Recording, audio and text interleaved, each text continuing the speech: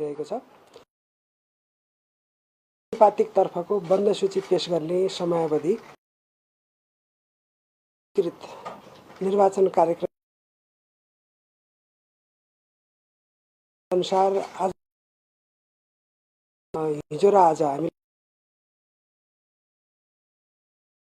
प्रवाह गरिरहेका छौँ। यहाँ हुनुहुन्छ उल्लेख्य सङ्ख्याको लागि छ। त्यस हुन आएका नामहरू उहाँहरू उम्मेदवार हुन योग्य सबै बन्द सूचीमा नाम समावेश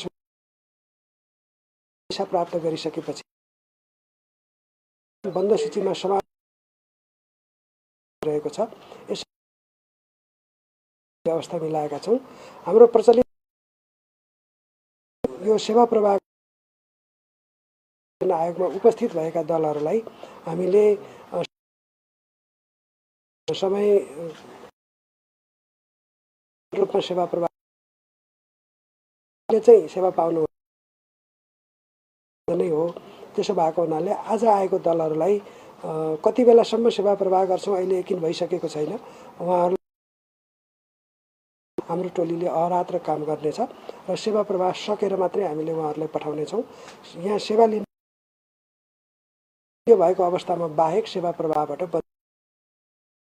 अहिलेसम्म चाहिँ यो धरौटी सूची पेश गर्नको लागि कानुन बमोजिम धरौटी बुझाउनु पर्ने हुन्छ।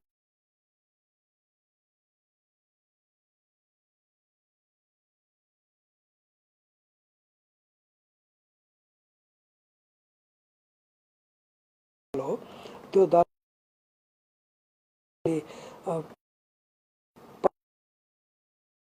वर्षै अनुसार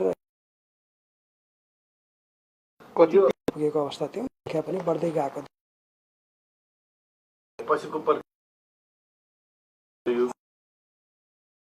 रातिसम्म कति बेला हुन्छ त्यति बेलासम्म सेवा प्रवाह गरेर सबैलाई भोलिदेखि निर्वाचन आएको यस सम्बन्धी काम चाहिँ यो बन्द सूची प्रतिनिधि खास गरी त्यसको अनुसूची 1 बमोजिम समानुपातिक र समावेशी छ कि छैन भनेर रुजु गर्ने काम हुनेछ।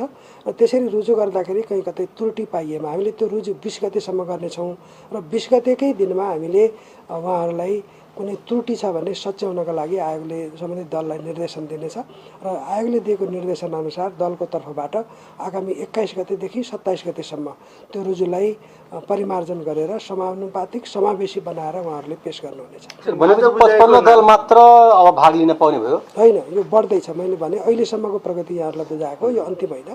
त्यस कारणले गर्दाखेरि अहिलेसम्म त्यतिले यहाँ धरौटी बुझाइसक्नुभयो भनेर भनेको मैले अघि नै भनिसकेको छु। यहाँ भित्र सेवा लिन आएकालाई हामीले समयको बन्देज लगाउँदैनौँ। आज आइसकेकोहरूले निरन्तर सेवा पाउनुहुन्छ। अहिले कति बेला सकिन्छ भन्ने कुरा